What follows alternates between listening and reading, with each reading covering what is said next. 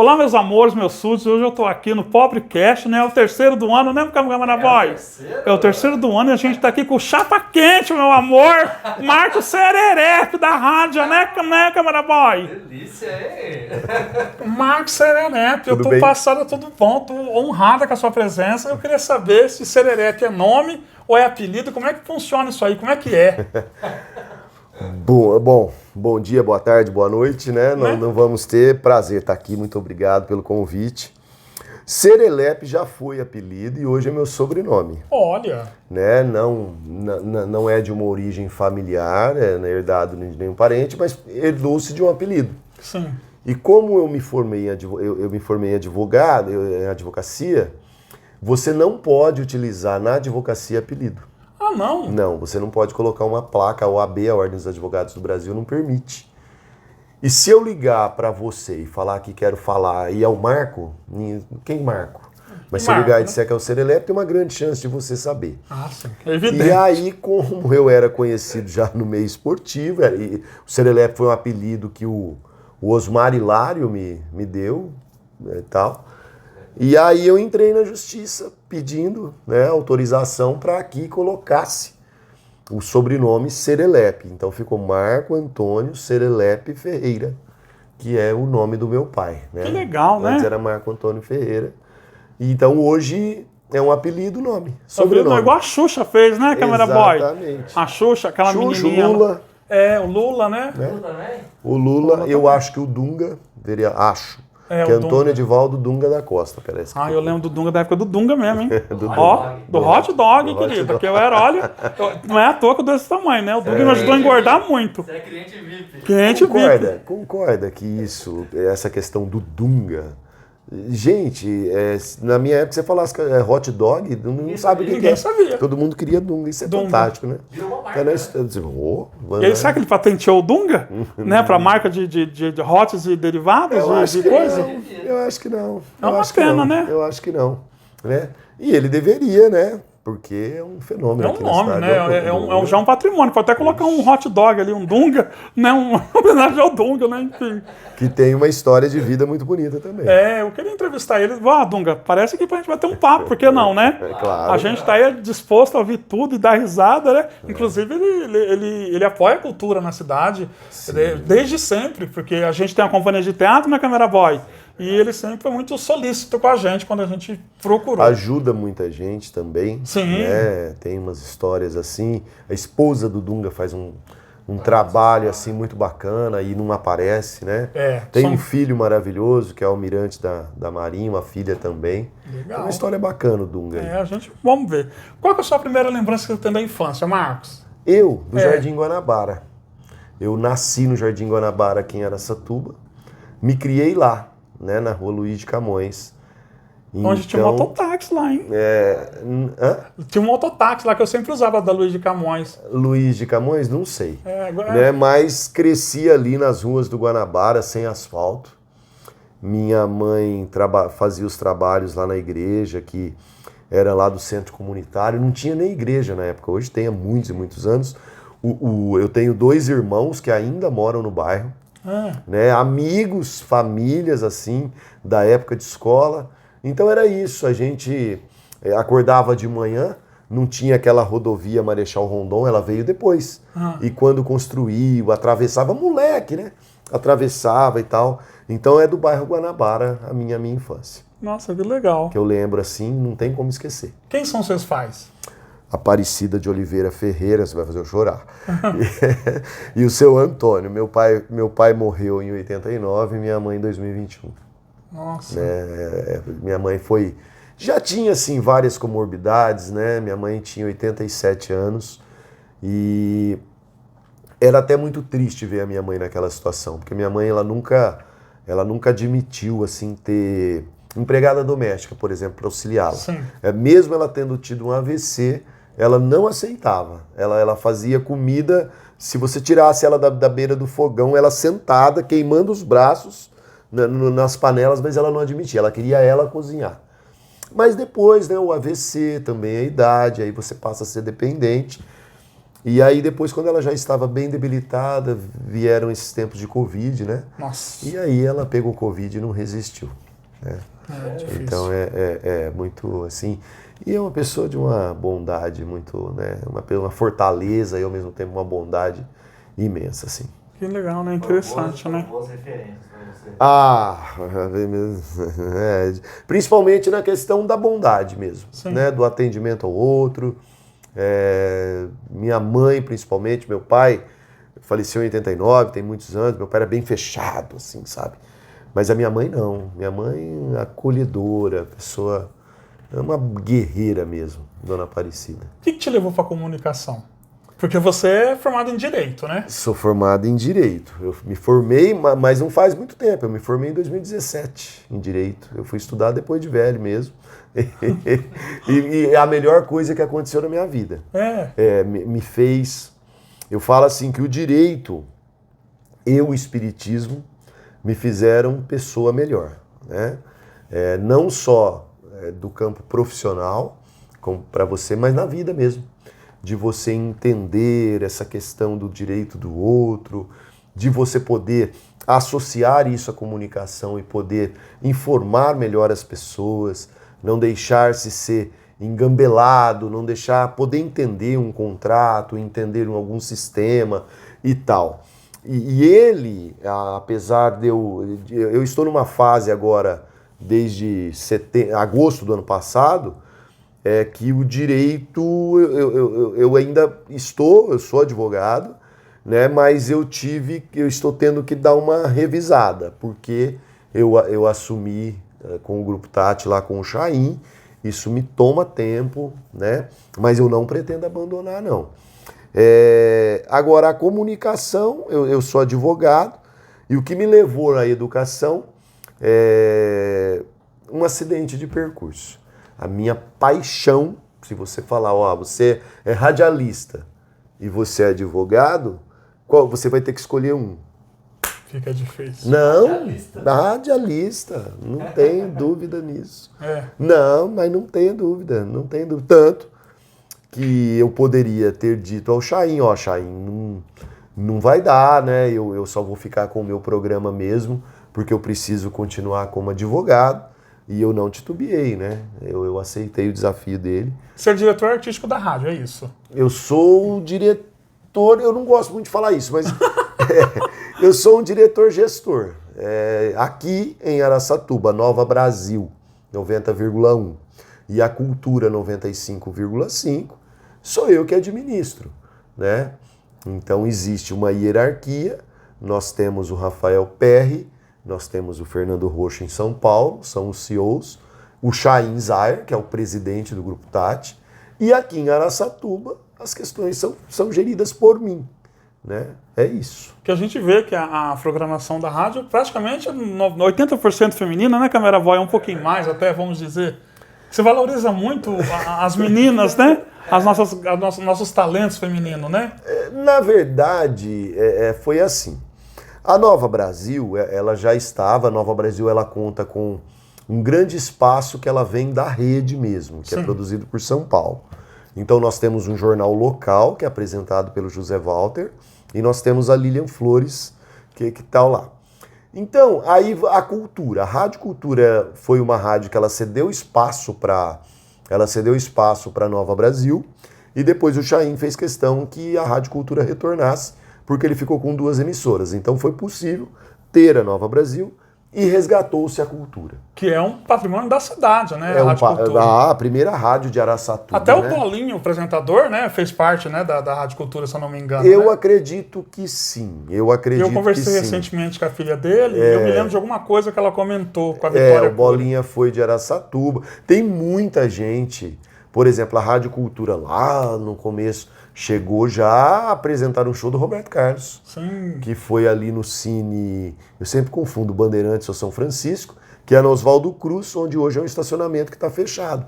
E que era o prédio. Sim. Agora, em 7 de setembro, se mudou para o Edifício Vidal. Nelson Gonçalves, Ângela Maria, eles foi responsável por isso, por essa turma, né?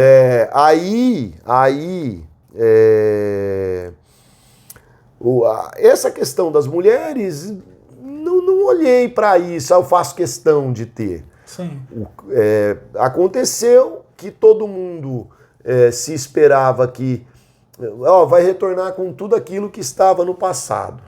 Aí eu fiz questão de chamar algumas pessoas que eu considero, que eu vejo que vai poder contribuir com o desejo de programação da emissora, e aí eu fiz o convite para que lá estivesse. Nunca havia parado para pensar nessa questão. Que a gente acompanha, eu sempre acompanho o Jornal da Velhinha. Eu falei para ela que eu adoro ver ela dando notícia, me divirto. Eu acho muito interessante. Né? E depois eu estava vendo os outros programas, e tem bastante moças, né? A Verinha faz às 12, a Ananda é minha filha. Ah, sim. A Ananda ela faz lá das 15 às 17, e depois vem a Denise Duarte. Então, né? Só fica aí um intervalo, porque o Lula faz o flashback. Mas a Denise Duarte, para você ver, que está fazendo o Quer Carona das 17 às 19, a Denise trabalhou comigo nos áureos tempos do Vôlei Futuro, ela jogou pela cidade, aí depois o Vôlei Futuro passou por um período de muito brilhantismo, né, com grandes craques da seleção passando aqui. E eu convidei ela para fazer reportagem comigo, porque eu narrava os jogos do vôlei. Sim, sim. E chamei, ela foi. Quando retornou à cultura, eu falei para ela, Denise, você quer? Eu confio em você, eu acho que você tem... E ela ficou muito feliz e está lá, então a gente está indo, mas nunca parei para pensar assim, não.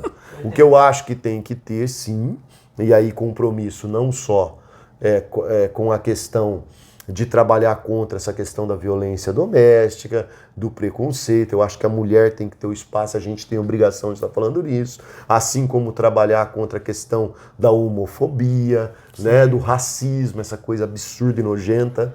Então eu procuro sempre dar ênfase nisso, né?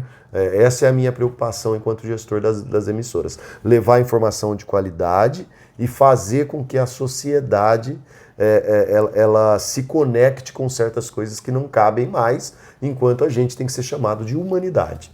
Não existe eu ter preconceito de uma pessoa pela cor da pele ou pela opção sexual dela. Eu acho isso nojento. Isso é nojento. Isso já está, né? Enfim. Mas enfim, muita gente chega a matar por conta disso. E como mata, né? O Brasil é o país que mais tem esse tipo de crime, né? Infelizmente. Mas como que o Serelepe entrou para ser radialista? Começou isso? Exato. Então, o Serelepe não existia o Marco. Eu vivia na beira de campo, de amador, e eu estava ajudando o Seu José. irmão também trabalha com isso, né? O Tilim trabalhou muito tempo na Folha da Região. Eu lembro. O Tilim entrou como digitador na Folha da Região, o Genilson Senches, saudoso Genilson, que era o dono da Folha, tinha muito carinho por ele, chamou ele para ser digitador. E quando o Tilim acabou saindo, o Tilim era o funcionário mais antigo da Folha. Mais antigo. O Tilim trabalhou acho que por 28 anos na Folha. Já no meu caso, não. Eu estava ajudando o José Luiz, que ele fazia um campeonato de futebol minicampo, e não existia, nem se passava pela cabeça de Serelepe. Isso era no ano de 98. E o Osmar Hilário começou a fazer um programa em uma emissora de rádio que chamava Cinti FM. Era aqui na Campos Sales, 10º andar, sala 97. E aí o Osmar chamou o José Luiz lá para dar uma entrevista para falar daquele campeonato, que era a Copa América do Sul. O José Luiz, ele chegou em mim, eu ajudava ele naquela época a datilografar as tabelas. Nossa, eu tenho esse diploma de datilógrafo. Eu também, no Senac.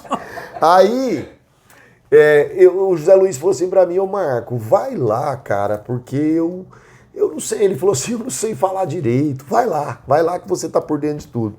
Eu fui. E aí o Osmar me perguntou tudo sobre o campeonato, eu fui passando as informações para ele, eu conhecia muito sobre todos os times, ele gostou, o ênfase do programa era falar sobre o esporte amador, e ele falou assim, olha, você vem toda semana pra gente falar da Copa América do Sul? Falei, venho. Comecei toda segunda-feira. Aí um dia ele falou, sei lá de onde que ele tirou isso, ele falou, Marquinhos Serelepe. E não teve mais como tirar. No começo eu me incomodei. Quando a gente E se eu acho incomoda que que é o problema. aí foi o problema. E aí todo mundo, serelepe, serelepe, serelepe, serelepe. Ele começou a me chamar para ir todos os dias na rádio para falar do amador em geral. Um dia, o Osmar falou que ia sair da Rádio Cinti. E aí o BJ, que é hoje da Nativa FM, o BJ estava como gestor dessa rádio. Aí ele me chamou e falou assim, cara, você toca o programa. Aí o Osmar saiu e eu fiquei. Aí, é aquilo que eu falo. O Chico Anísio tem uma frase que ele falava, o sucesso é um acidente de percurso. Olha, tudo na minha vida foi por acidente de percurso. Então foi um acidente de percurso. Chaim na minha vida, um acidente de percurso. Encontrei o Chaim na frente do Vivere. E vi Chaim, quem que não conhecia. E falei, poxa vida, eu preciso entrevistar esse cara. Aí eu fui ao encontro dele. E na hora que eu liguei o gravador, eu falei assim, estou aqui com o rei da comunicação, e não educação, porque é o forte é a educação, né? Embora agora é o grupo que mais investe em comunicação, é o Grupo Tati. Aí ele me corrigiu. Ele falou, se for da educação, tudo bem, da comunicação, não. Eu pedi perdão e continuei a entrevista. Hoje a gente pode falar que tá aí. É porque ele investe pesado e tal. Foi o meu primeiro contato com ele, passou aquele momento e tudo, e lá na frente quis o destino que nós nos encontrássemos. Começamos a trabalhar juntos na Nova Brasil, saí da Nova Brasil, fui para a Rádio Viva, e nesse período que eu fiquei ausente, ele falava assim, o Chaim para mim, eu vou comprar uma rádio, você vai voltar para trabalhar comigo. Em 10 meses o Chaim falou isso, pois ele comprou a rádio e me convidou para voltar a trabalhar com ele. Legal, né? Eu tenho o maior respeito, é um cara... O seu programa é polêmico, né? Porque você traz um monte de coisas da cidade, um monte de assuntos. Você sofreu já algum tipo de ameaça ou algum tipo de retaliação? Porque a gente sabe quando a gente... Não é que a gente toca na ferida, mas quando a gente levanta algumas questões, as pessoas se sentem incomodadas, né? Elas querem, de uma certa forma, intimidar. Você já sofreu algum tipo de coisa nesse sentido? Já colocaram fogo no meu carro. Misericórdia, gente. Eu já não... Eu lembro disso. Verdade. E isso não faz muito tempo, né? Penso que isso tem a ver com aquelas questões da Covid, que tinha a proibição das festas clandestinas. Sim. E eu falava das festas clandestinas e tudo, né? Mas eu não posso provar, não se descobriu, passei isso para a polícia. Enfim, foi uma noite terrível na minha vida. Mas graças a Deus, superado, enfim. No dia a dia, as pessoas, elas... essa questão do ameaçar, não tem. Não tem. Não, para mim não. O que eu sei que existe é que, por exemplo, eu faço o programa, determinados programas, as pessoas que têm acesso, antes quando eu era só um colaborador da rádio com o jornal, as pessoas iam falar com o diretor da rádio. Agora não tem como. Agora tem que falar com o Chaim, né? E falam, ele não me conta, ele me liga, né? Sim. E tal. Mas o que eu falo para as pessoas, o Evocred, é assim, ó. A primeira pergunta que eu falo para quem vem questionar. Primeiro, eu não fecho o microfone para ninguém. A menos que a pessoa queira chegar lá na rádio ou no meu programa e começar a contar mentira e eu sei que é mentira. Então eu vou falar, olha, você está mentindo por causa disso e disso. Agora, eu não fecho o microfone para ninguém. Quando a pessoa vem me questionar sobre o que eu falei, é a primeira pergunta que eu faço. É mentira ou é verdade? Porque se for verdade, eu tenho que dizer, né? Então as pessoas evitam vir falar comigo porque eu procuro falar a verdade. E se eu mentir, se eu me enganar, eu peço desculpa. Olha, eu me enganei, eu falei, né? Enfim. Deixei me levar por isso. Caí, enfim, aí, em uma mentira. Mas é difícil porque eu costumo checar. E aí então só resta a pessoa ficar bravo, ou ir falar para os outros, e comentar que não gosta de mim, e tudo mais. Aí eu vou fazer o quê? Né? Eu penso que é um compromisso meu programa chama Jornal de Verdade. Sim. Se eu for lá para falar mentira, então eu não vou. E eu Então é imagino que isso. você deva receber muita notícia, muita coisa que você às vezes não repassa justamente por conta que você tem que checar todas né, fazer uma triagem, né? Tudo aquilo que eu recebo sim, né? E eu falo para a pessoa, olha, eu vou ver. Porque a maioria das coisas que eu recebo, quando vou checar, não é bem do jeito que a pessoa me contou. Então, por exemplo, as pessoas, elas têm os interesses delas. Sim. Então, vou te dar um exemplo. Na época que a Covid estava bem acirrada mesmo, né? O que aconteceu? Foram contratados vários funcionários para trabalhar através de uma OS para a prefeitura. Conforme as coisas foram ficando amenizadas, esses funcionários iam ser dispensados, né? A pessoa não queria ser dispensada. Eu até entendo que quer trabalhar, né? Quer ter o seu sustento. Mas a prefeitura não pode ficar arcando com uma coisa que ela não vai precisar, vai ficar te pagando para nada. Então eu sempre vou checar. Eu procuro checar. Então tá, me dá o problema aqui que eu vou verificar. Em sendo verdade, a gente fala. Ou a gente fala dizendo, a pessoa fez tal reclamação, porém isso não é verdade, a justificativa é essa e tudo mais. É assim que eu trabalho. Entendi. É uma coisa complicada. Quando você joga uma coisa engraçada com você, em alguma das entrevistas, ou até mesmo num programa de rádio, que você... Porque tem coisa que sai do nosso controle, né? Olha, rapaz, se for pensar, as coisas mais engraçadas que aconteceu foi narrando o jogo, narrando futebol, você se enganar com a cor da camisa e trocar o nome dos times, né? Já aconteceu de eu estar fazendo um jogo de vôlei, o ginásio lotado. Aí tava lá 24-22 para Araçatuba para fechar o jogo e ganhar. E aí eu peguei o microfone sem fio e desci lá e já fiquei, porque vai acabar o jogo, eu vou entrar na quadra. O outro time virou, tive que subir bem mansinho, e o ginásio todo tirando sarro em você, né? E tal. Acontece, o ao vivo tem disso, né? né? Mas a gente leva numa boa, assim, nada também que possa ter ocasionado. O que aconteceu já, de repente você leva uma pessoa para ser entrevistada, as coisas começam a desandar, e começa a ficar com um tom elevado e você só falta sair literalmente no braço, que não é desejável nunca. Graças a Deus isso nunca aconteceu. Mas uma discussão bastante acalorada já aconteceu. Já, várias vezes. Como você trabalha essa questão de você expor a sua opinião assim, diariamente e às vezes entrar em conflito, às vezes, principalmente com político, com vereadores na cidade? Isso que eu tô te falando. Eu pergunto se aquilo é verdade. Olha, é verdade? É verdade. Então tá, você tá mentindo. Né? É que as pessoas não admitem. Por exemplo, você pega lá. Vou citar um exemplo, todo mundo sabe quem é, não vou citar não. Mas assim, por exemplo, na época da eleição para prefeito, soltaram que o Hospital da Mulher estava fechado, que hoje chama Hospital Municipal. Sim. Uai, vamos lá ver se está fechado. Aí eu falei, é mentira. Ele não está fechado. Ele não está, e não estava fechado, eu fui lá. Você está falando isso aí, então vamos lá ver se está aberto ou fechado. Eu fui ao vivo lá, entrei ao vivo. Aí o que a pessoa quer? Ela queria dizer que estava fechado, porque para ele era conivente, para manchar o nome, por exemplo, do atual prefeito, que é o Dilador, para que ele pudesse amelhar votos. Era mentira.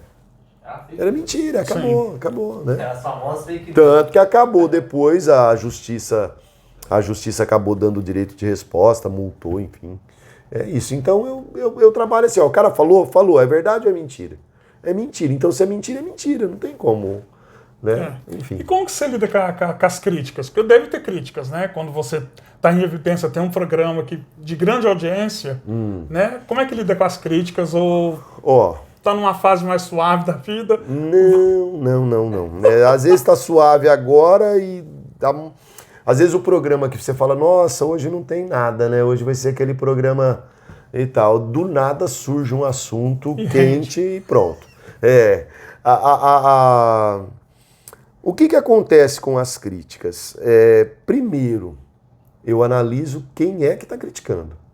Tem credibilidade para criticar? Quem falou de você? Né? Às vezes, para jogar fora, você tem que lavar com sulupan a pessoa. É. Aí eu não, né, bloqueio no Facebook, não vou atrás. Se escrever besteira e tiver bens, eu processo e peço dinheiro, indenização. Porque tem um monte de gente que faz isso também, porque não tem como pagar a indenização e não tá nem aí que o nome vai ficar sujo. Aí não compensa, dá muito trabalho. Então eu ignoro, sabe? Eu ignoro, bloqueio. Tem um monte de bloqueado. Você pegar minha lista no Facebook lá, um monte de bloqueado. E toca a vida. Agora, se alguém que eu sei que tem credibilidade, que é uma pessoa proba, que não sei o quê, e tecer uma crítica, eu quero saber por quê. E se eu tiver errado, aí eu quero avaliar e mudar, evoluir, né? Agora, quando não...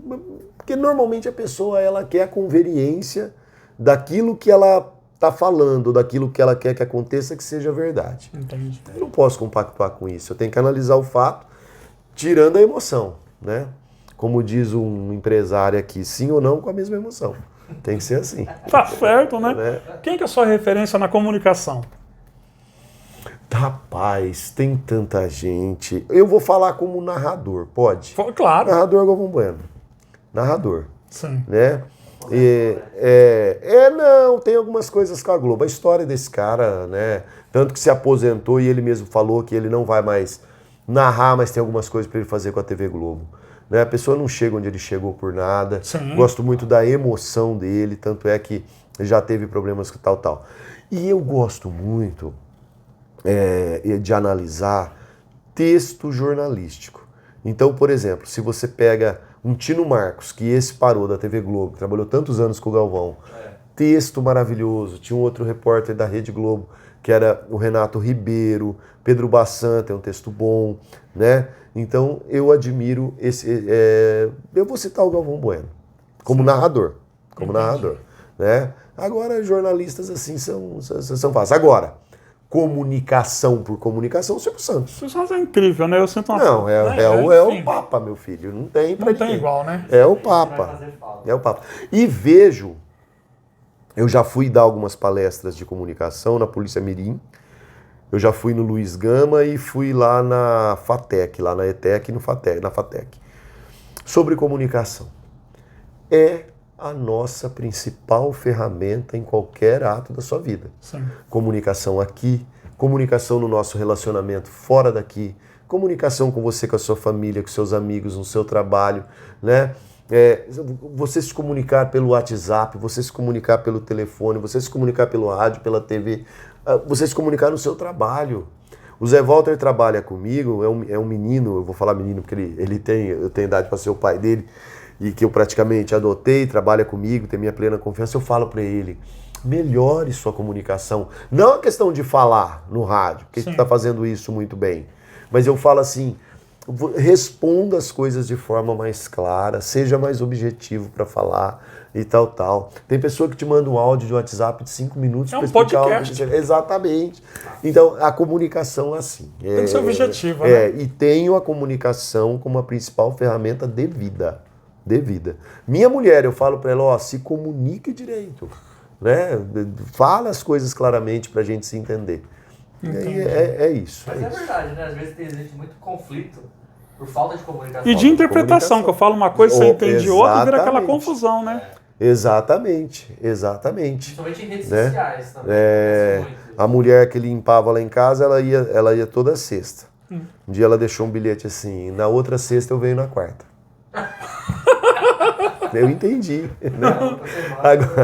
Agora tem pessoas que fazem isso por falta de instrução, mas tem pessoas que é por falta de tomar mais cuidado e cria cada confusão que você nem imagina. Isso que você falou. Às vezes eu falo alguma coisa no rádio, a pessoa entende outra. Fica chateado com você, fica bravo com você.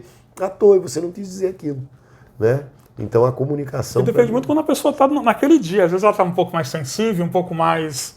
Enfim, né? O rádio eu tenho essa paixão justamente por isso. Quando você fala... me emociona porque eu lembrei de uma história. Quando você fala no rádio, você não sabe quem está te ouvindo. Nem imagina, né? Então ali está te ouvindo. Se você está falando, por exemplo, se eu estou contando a história da minha mãe, que é algo que me emociona, Quantas e quantas pessoas não têm uma história com a sua mãe, que perdeu sua mãe, né? E também vão chorar com Se você. identifica, né? Mas também vai ter gente que vai falar, ih, que cara pedante, que cara né, idiota, falando... Né? Tem de tudo. Então você tem que saber lidar com isso, né? Enfim, isso é o comunicar. Mas fazer bem feito. Ó, o meu recado foi dado. As pessoas entenderam aquilo que eu quis transmitir, né? Esse é o meu pensamento. A gente vai caminhando para o finalzinho, a gente agora tem um bate-crede, né? O que é bate-crede? O bate-crede, eu vou falar uma palavra, você completa e que te vem no momento na cabeça, Você né? fala uma palavra, como é que é? Tipo assim, eu vou te perguntar uma saudade. Aí você vai falar do que você tem saudade, ou enfim, né?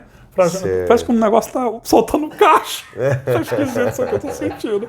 Cabeleireiro. O cabeleireiro. Eu mudei todo o cabelo, né, Camera Boy?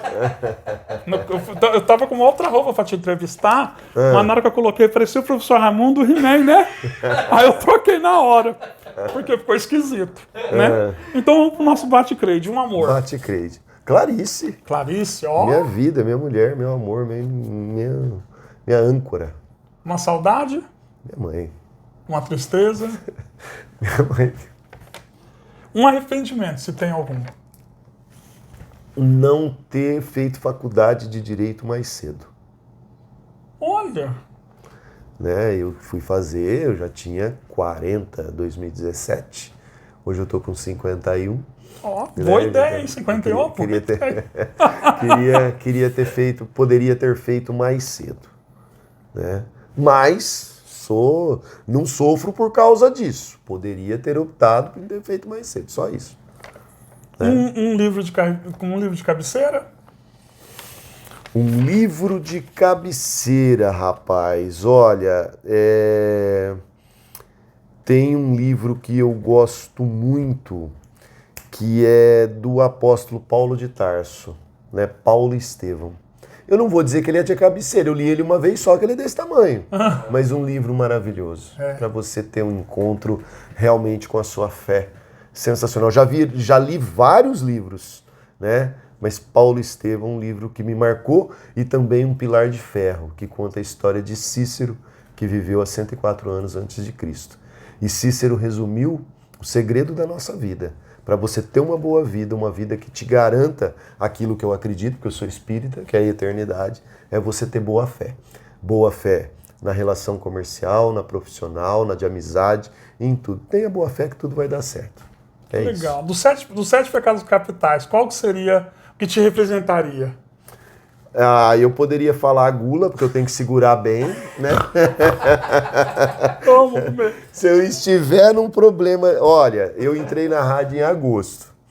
Em agosto. E aí a minha vida mudou totalmente. Porque eu fazia o meu programa de manhã, fazia algumas coisas com os meus processos, e depois eu estava liberado. A rádio pegou todo o meu tempo, meu dia, parte da minha noite. Abandonei exercício físico e comia como... Tem aí 2, 3 semanas aí que eu tô segurando. Aí minha mulher não me ajuda, porque ela vai viajar, ela chega com aquele monte de chocolate. Ai, que delícia. As pessoas vão lá na rádio, levam um bolo, levam um pão de queijo. Então é a gula mesmo. Do resto... Mas e a camisa vermelha? A camisa vermelha é que eu quero que entra. Então... É o desafio. Hoje, aliás, hoje é dia 14? Hoje é 14. 14 de janeiro. Eu fui com uma camisa vermelha polo que eu tenho. E aí mandaram lá, pô, você já vestiu a camisa vermelha? Não é aquela, infelizmente. Tá lá, rapaz. Mas daqui 2 semanas ela vai entrar. Só no spinning. Eu sou determinado. Spinning e vou... procure pelo menos 2, 3 vezes por semana na academia, que é fazer musculação. Eu tenho um problema com... Eu tenho um nervinho aqui que chama pata de ganso. Eu tenho muito que fortalecer. Tem que fazer fortalecimento, porque senão dá uma dor terrível. Mas o spinning você não emagrece, você derrete com aquilo. Só que tem que ter alimentação saudável. Isso é o problema. A alimentação saudável é cara, né? Rapaz, padaria Bandeirante. Meu Deus, eu tenho algumas coisas assim, que eu sei os locais das coisas que eu gosto. Então vamos lá, brioche da Copbank e pão de laranja da Copbank. Já fico com vontade. Vamos experimentar. Tudo com manteiga aviação. Aí, Na Casa Europa tem a broa cachambu. Faz tempo que eu não como. Às vezes eu até agradeço. O sonho da padaria Bandeirante. Que né? incrível! Lá na padaria Planalto tem um bolo de aipim que eu como ele inteiro com café rapidinho. Essas coisas assim que são o meu mal. É a gula o meu negócio. O meu também é a gula, né, Mas câmera eu tenho- boy? Cortar isso, né? Cortar essa coisa é difícil, cara. Não, mas precisa, né? Precisa. Pra quem tem a tendência também. E não é uma questão só de estética, é uma questão de saúde mesmo. Principalmente, né? Olha, eu tive essa experiência agora porque eu vinha já há alguns anos me cuidando bem. Sim. Fazendo spinning, nadando, que seja caminhada, embora eu fui um pouco prejudicado, né? Ganhei uma bicicleta, minha mulher viu tanto, me deu uma bicicleta e peguei a paixão de pedalar na rua, né? Adoro também. E aí você sente que a gordura vai tomando conta do seu corpo, ela vai ocupando todos os espaços. Então é abdômen aqui debaixo do braço, você vê você mudar. E agora eu tô vendo diminuir de novo. Eu tô com vergonha da minha nutricionista e a danada fica me seguindo no Instagram. Ah, lá. Falei, para de me seguir, para de me olhar. Mas eu vou chegar lá, Antes da gente fechar, eu preciso agradecer os patrocinadores na Câmera Boy, sim. que é o pessoal que ajuda, Esse né? é o que paga. Que paga ali o Sempre. pão com mortadela que eu adoro, né? É a razão de você existir. E a verdade, quando as pessoas patrocinam a arte, abre uma janela incrível para o outro, né? Sim, Porque eu acho que a educação... devem patrocinar. Arte e cultura. Gente, eu não quero levar para o lado político, mas como que você pode imaginar um povo sem arte e cultura? Como é que você pode... Então, parabéns a quem te patrocina. Então vamos lá. Sofreu por 4 anos. Né? 4, exatamente. Pra não poder falar de política novamente. Exatamente, Vai falar daqui pra frente agora. exatamente. E como nós temos talentos, né? Que às vezes você enxergou e traz aqui, desponta, né? Que se sente valorizado. E tudo isso vai precisar do quê? De dinheiro, de patrocinador, né? E os nossos patrocinadores, né? É a Ótica César Braga, né? César Braga, vai lá, tem promoção toda semana com o Cezinha, Gente, né? ó, adoro o César, cara, quero mandar um abraço pra ele, cara que tem um carinho por mim. Eu vi o César Braga de mirim. O César era fã da Xuxa, e até hoje. A foto do WhatsApp dele, não sei se mudou, mas até não é pouco a Xuxa, tempo é ele. tava ele e a Xuxa. O César era fã do ET e Rodolfo, mas mais da Xuxa. A Xuxa era a paixão A Xuxa é o carro-chefe. Que educação, que menino maravilhoso. Viu? Ele é incrível. Ótica César Braga, a loja 1 na General Grissério 630, loja 2 na Odorino Perenha 620 e loja 3 na Praça Rio Barbosa, número 4. Também tem a clínica de psicologia do Ederson Ribeiro Costa, que é na rua Torres Homem, número 49, Centro. Também vai ter em breve salas para locação na Câmera Boy. E também tem a clínica Cíntia Carreira, né? Que também é psicóloga, né? Que é na rua Duque de Caxias, 884, no centro. Verdade. Então, são essa turma aí que patrocina a gente, que apoia, emprestando sala, né? Injetando as coisas pra gente poder estar melhorando e trazendo os talentos da cidade de Araçatuba e região. Talentos, os políticos que eu vi. Tem, político tem um pouco de cada coisa. Eu vi aqui a Diomerce, eu vi o Joca Maluli, vi as pessoas passando por aqui. Estamos 10 no total. Iam ser 15, né? E dos 15, 5 ficou um pouco receioso, que queria uma pauta. A gente combinou aqui. A gente chamou você para bater um papo e tá aqui. Se for para as pessoas escolher o que você vai fazer, então que façam elas, né? Não é nossa, Mandam caracterizar a Evocrade lá e fazer, fazer o quê? Fica, né? Fica coisado na Câmera Boy. Patenteado, não pode. E deixa eu falar uma coisa, pra gente poder te achar nas redes sociais, né? Marco Serelepe. E qual que é o horário do seu programa de rádio pra gente poder só reiterar aqui pro pessoal sintonizar lá o botãozinho? Eu estou de segunda a sexta-feira na Rádio Cultura 95,5, Jornal de Verdade. Sou o José Walter, a Ananda e o Serelepe. E aos sábados, né, o Chaim criou um programa que ele vem, quando ele vem ele quer participar, quer receber os amigos dele, chama Porque Hoje é Sábado. Ai, que legal. E a gente tem feito algumas entrevistas assim, tem ficado bacana também. Né? Então, mais de segunda a sexta-feira, das 7 às 9. E aos sábados, das 8 até às 10. Entendi. Para me encontrar lá. E para fechar a entrevista, quem é Marco Serelepe? O Marcos Serelepe é um radialista, um advogado, apaixonado pela vida, apaixonado por esse ineditismo, como, por exemplo, de estar aqui com você, né? Eu vi a Ivocreide no Instagram e hoje eu estou aqui com você. E desse primeiro encontro que venham outros e sempre da gente poder se abraçar. A gente vai cair lá na boa fé de Cícero, que eu te falei, e no maior mandamento de Jesus Cristo, amar ao próximo como a ti mesmo. Parece que é fácil, mas não é. Não é. E a gente precisa, todo mundo fala, né? Claro que a gente precisa de arte, a gente precisa de educação, a gente precisa. Vamos lá no outro livro que eu te falei do Cícero, eu te falei do Paulo de Tarso. Se não tiver amor, não vale nada. Então é isso. E para encerrar, a nossa frase, né, Câmera Boy? Qual que é a frase do dia? Hoje a frase do dia é muito fácil falar que vai dar comida pro pobre. O difícil é sentar do lado dele e comer. Exatamente. É verdade. Não é verdade? Muita gente fala que faz, mas na hora de sentar do lado do pobre e comer junto, o problema é o cheiro, o problema é a comida, o problema é o local, o problema é onde vai ser. E saber que essas pessoas, muita gente quer falar para quem está com fome, que você vai fazer um projeto, que você vai... Não sei o quê. A pessoa está com fome. Naquele momento ela tem que comer. Ela tem que comer. Né? Como as pessoas que estão na rua e por N motivo que você não consegue resolver nunca. É difícil. Isso tem sentido. E as pessoas... Olha aí o que a gente viveu, né? A gente vê uma pessoa na rua que encontra um negro e começa a bater porque ele é negro. Que absurdo, né? né? Mandar o cachorro avançar, isso aconteceu agora, Sim. recentemente. É um absurdo, né? Então, parabéns. Então, eu acho que essa frase simboliza muito, porque você é o tipo de pessoa que eu acompanho, eu vejo, e você é aquele pessoa que não é que você tá junto, você fecha. A gente tem. Não é aquela coisa, não é aquela hipocrisia de falar assim, vamos dar comida pro pobre, mas não quer sentar junto. Ele senta junto, ele come junto, ele cheira junto, ele participa junto e leva junto o que tem que levar. Então, isso que eu admiro em você. É que você não tem medo de se expor. Não tem medo de estar com o outro. Você faz questão de estar com o outro, essa junção. A gente precisa parar.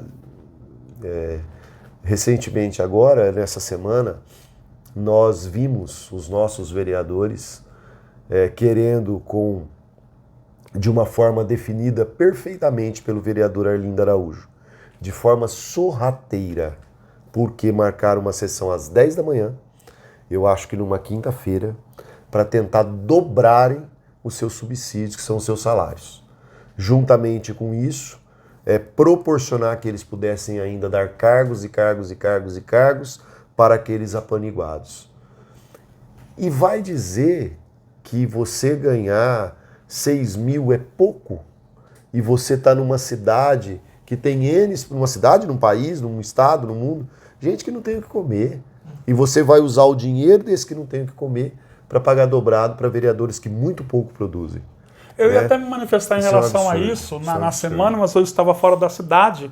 E a proposta que eu tinha para eles, que eu ia fazer para eles na verdade, né, que eu não fiz nem, eu ia fazer a live falando, por que eles não fazem a proposta de ganhar o piso salarial das pessoas normal? Exatamente. Eu quero ver quem quer ser vereador ganhando o piso salarial de um trabalhador normal. Teve um ouvinte que ligou na rádio, né? Porque a presidente da Câmara, Cristina Munhoz, ela deu algumas declarações que ela falou assim, o vereador ele tem que dobrar, porque senão ninguém mais vai querer ser vereador. Primeiro, ela quis ser, pelo salário que estava ali. Que não é pouco. Não aumentaram e pode ter certeza que ela vai ser candidata à reeleição, né? E a gente sabe que vereador não ganha só isso. Existem muitos mistérios que rolam aí, de assessores, de chefe de gabinete, cargos de confiança, né? Então, a pessoa entra lá com a intenção de ajudar. Tem pessoa que levanta bandeirinha de LGBT, de racismo, de causa animal. Evangélico, certo? E aí entra lá e eu vou entrar para ajudar. Depois ele quer ser ajudado. É complicado. É complicado. É assim na Câmara, é assim na Prefeitura, é assim na Santa Casa. Muitos entram para ajudar, dali a pouco está sendo ajudado. E vai normalizando isso. Então, eu até como pessoa de comunicação que você fala, de estar com outro, eu me sinto no dever de isso denunciar, de isso estar falando, né? E aí, ofende as pessoas. Ofende quem? Ofende esses que querem viver em detrimento da maioria. A maioria é o povo. Claro. E por que não conseguiram aumentar? Porque o povo invadiu a Câmara. Naquela novela Rei do Gado, o Antônio Fagundes tem uma cena que ele fazia o Bruno Mezengue, e tá ele e o Estênio Garcia, né? Eternos personagens do Carga Pesada, mas ali era na novela Rei do Gado. E que ele fala assim, o povo é igual uma boiada estourada. Os dois não sabem a força que tem.